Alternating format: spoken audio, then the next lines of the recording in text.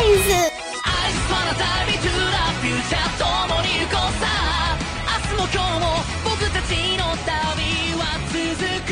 Hello everyone, and welcome to Lost in Appalachianmon, episode 49 of Lost in Translationmon. I'm May. I'm Jay. And this time we watched Miraculous Final Evolution, the God Atmon Descend. What were your favourite bits? I liked the God Atmon. Honestly, it's important given this episode about them, but I think they were cool. I just want to say I love Poseidonmon. I know we're not talking about favourite characters yet, but whatever, there's no structure to our episodes.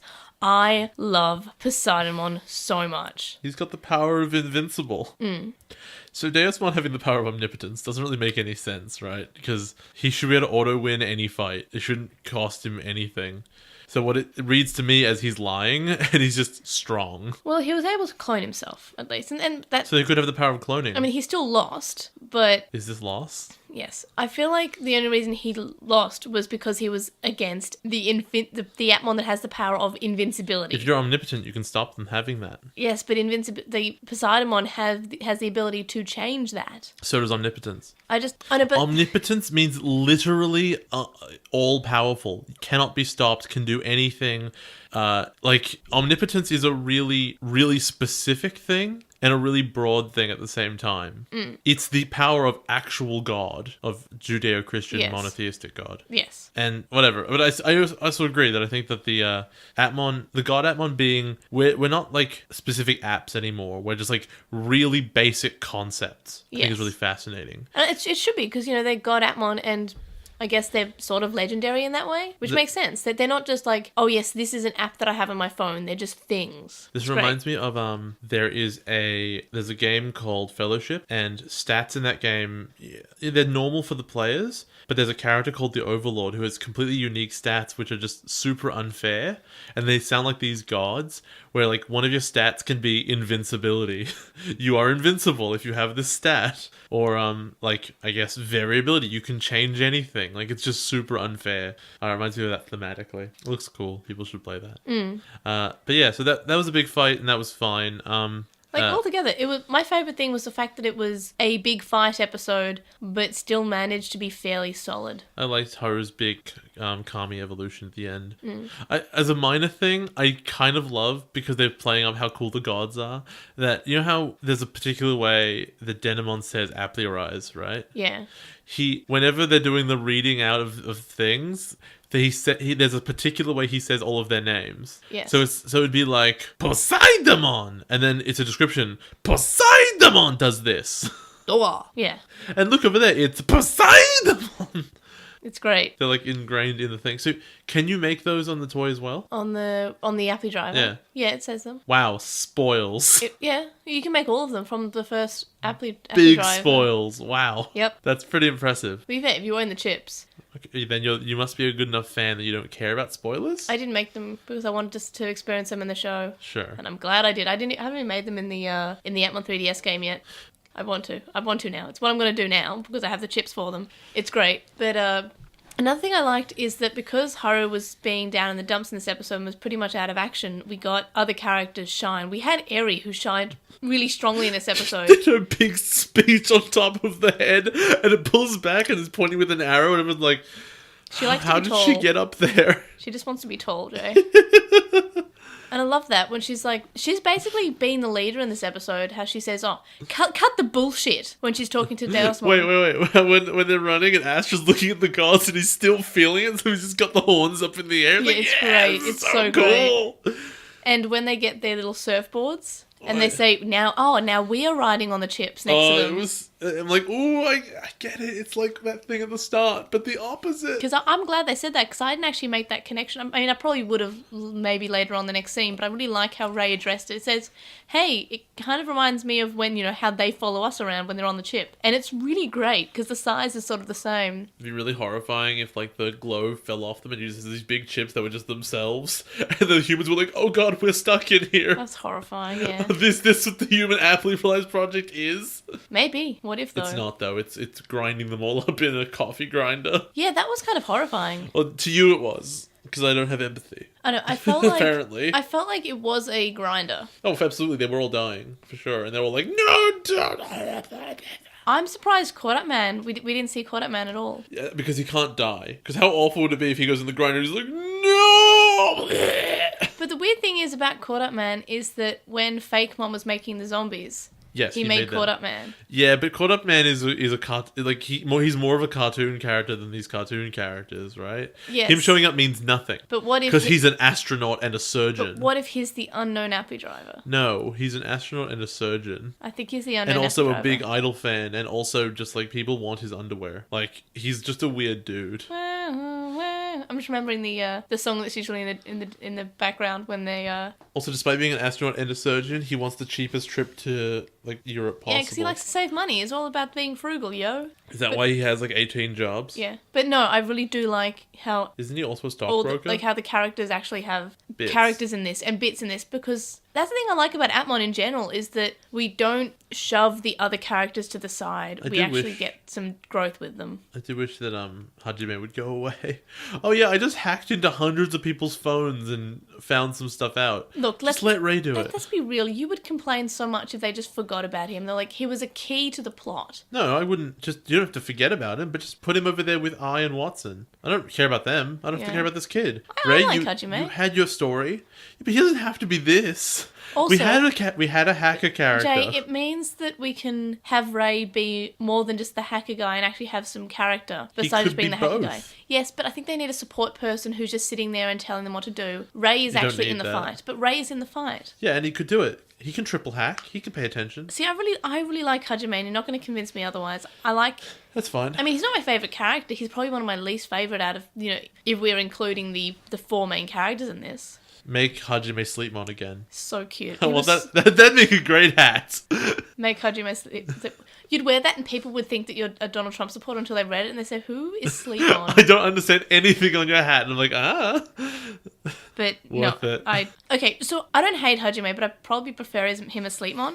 Imagine if he was doing all this as Sleepmon. Oh, that'd be cute. Like, what it wouldn't make any sense, but it'd be super cute. Like, he's completely conscious and he's saying the same thing, but he's, instead of being a human. I would like that because then there would still be a story of how do we fix this guy, and it wouldn't just be, now that we've solved you, be useful because. Yes, that'd be good. And you could even justify his like ability to do stuff because he's an Atmon. Yeah, I guess you could do that. Man, that'd be way better. Yeah, okay, no, I see your point, but I don't hate Hajime. I can access all of these devices that are in sleep mode, and that's how I have all the information. Okay, that's great. That is actually great. But no, it's fine. Did I convince you? Did this just happen? No, I'm still fine with Hajime being there. Okay. But I still think that Eri and Astra are the best, and Rei's the best. I love them all. Okay. And Haru's fine. I don't have any other favourites though. Sure. Do you want to move to negatives? I do. So my one negative, and like it's not even bad. It's not a bad thing by itself. It's just bad for what it implies. Which is something I discussed with you beforehand. It's that Yujin, his Apply Drive asked him his question, which confirms that his backstory was not a lie. He actually was given, most likely he was actually given the Apply Drive Duo by Minerva, at which point you have to ask the question, why is Minerva so stupid? Like, it's really silly. So it's a negative because as much as it is consistent with continuity, it also, like, it sort of makes the question go, oh, all right, well, it's probably the worst option of all of them, which is the big good guy is just stupid. Yes. And you're like, oh, I guess that's a way he could have been an evil Leviathan Apply Driver if there was no oversight whatsoever from the amazing good AI. The show's starting to show that maybe Yujin actually has feelings for Haru, and I'm really worried about that. Like, as in feelings as in like not necessarily romantic feelings, but like feelings at all. You're gonna have to get used to that because that's the theme of the show. I want him to stay evil because I'm worried that they can't. If they do him becoming good and they do it well, that's fine. But I'm so worried that they'll do it badly that it ruins the show. They're making him good. The theme of Atmon is that the AI are the same as people. I know, but that's the theme of the show. My main worry is that they don't do it well and it ruins Atmon for me. Well, let's go. I'm just too scared of them to do something that I might hate. And I'm a little concerned about that too, because my other thing is I understand that Haru's whole thing here is very emotional and he's feeling a certain way. But it blows my mind that he's just found out that his best friend for however many years is not a real person and is an AI. However, he's built all these new amazing friendships with Astra and Eri and Rei and Hajime to an extent and I to an extent. And he's got this whole like life now. And because Yujin isn't real, he's collapsing in on himself. Oh, I've got nothing now.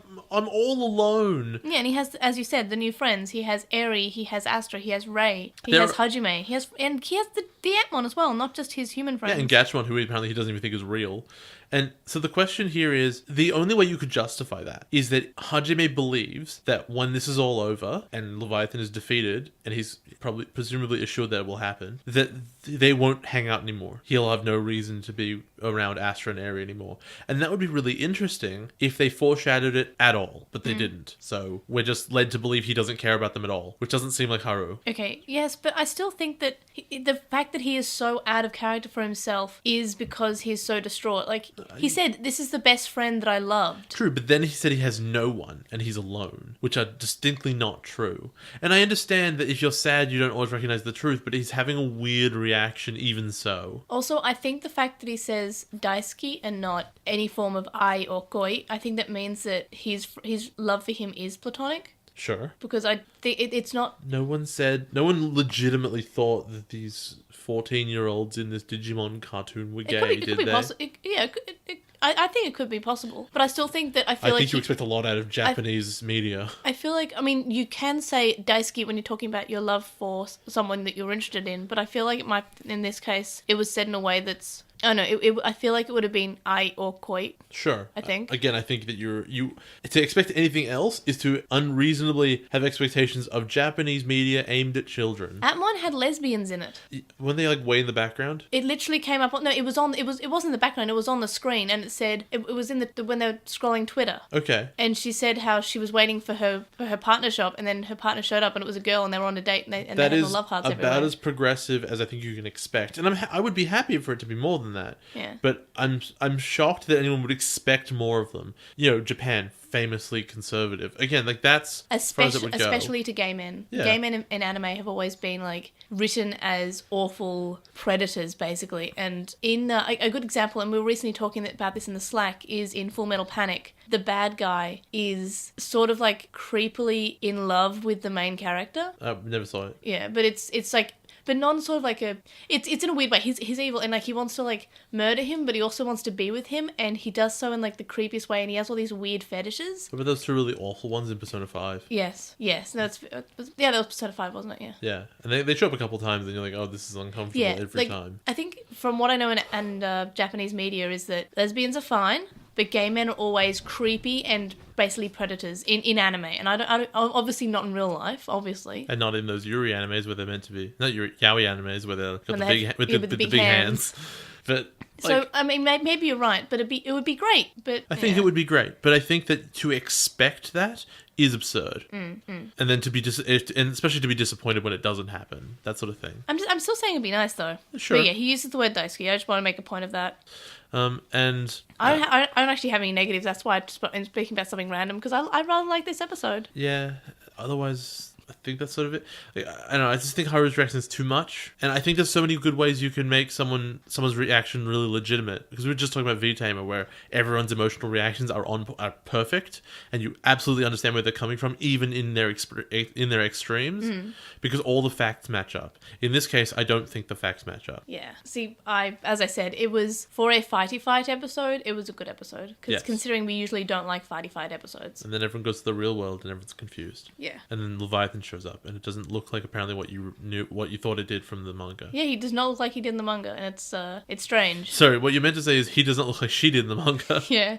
I remember. Unless... I think there's something piloting this ship, because like it's too...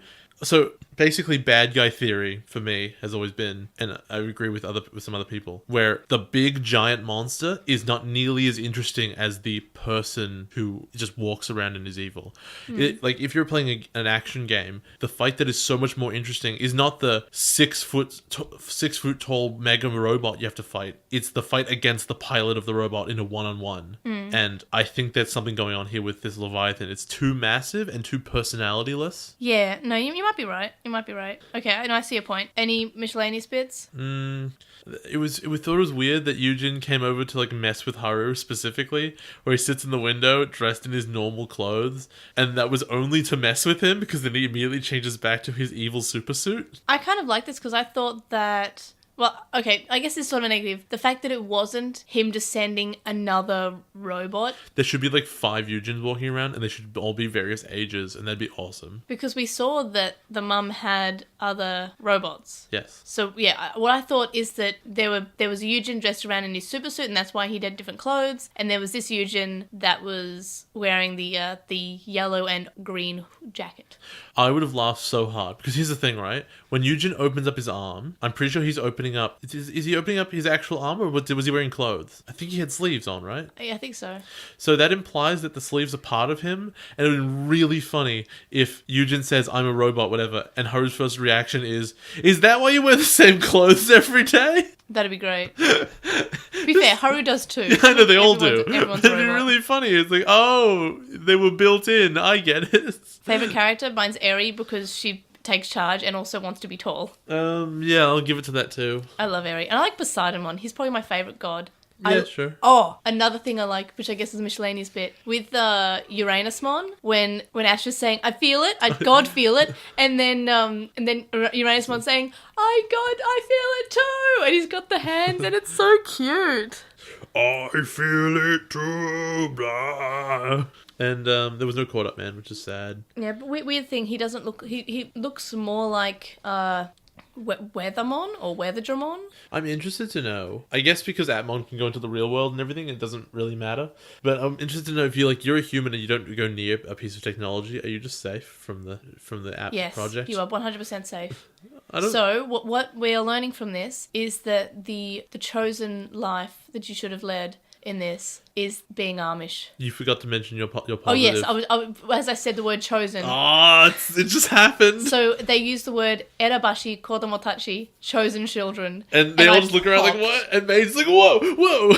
I popped because hadn't been called erabashi kodomotachi. Because they'd been the Appli drivers. And now we get to officially call them the chosen children. However, that is confusing because it doesn't imply destiny because they were literally chosen by Minerva. They were also chosen. I think we're on the countdown to aptly rising Minerva as well. I think that's going to happen in the next couple episodes. That'd be cool. Yeah, it makes sense. I like that. I like that a lot. And I just love Atmon. And then the big solution to everything is that they fuse them. They aptly fuse Leviathan and Minerva, and it puts them back to normal. Yeah. Why are you looking around like that? I know. I have flicked through the manga, and I think that might actually happen in the manga.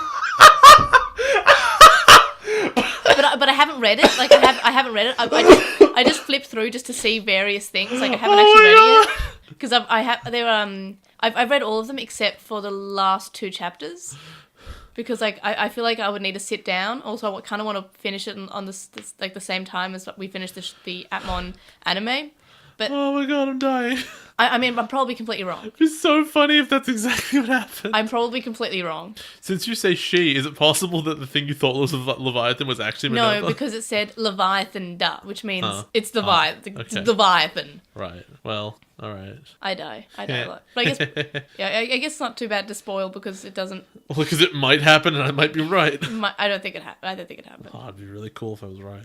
I don't feel like it happened. So any other bits? Yeah, I think that's it. As for ranking, I have put episode 49 just above episode 48, so it is now in 12th place, which isn't a terrible place to be. I still would like to knock down episode 4, and that's why we're going to rewatch episode 4 when we finish Atmon, because I feel like it's not as good as we remember. Maybe. What if it's really good? I mean, it can stay there. I'm happy with it staying there. It's just that, I don't know, it feels weird how episode 4 is... Like, all the other best episodes are from episode 30 and above, except for episode 4, episode 21, and episode 19. And they're in, like, the top... Oh, well, 19's... 19's the top 10. Oh, also, top 10 is the before episode 30. Or episode 4, 21, and 19. And then the next lowest is 36. I guess I just don't care.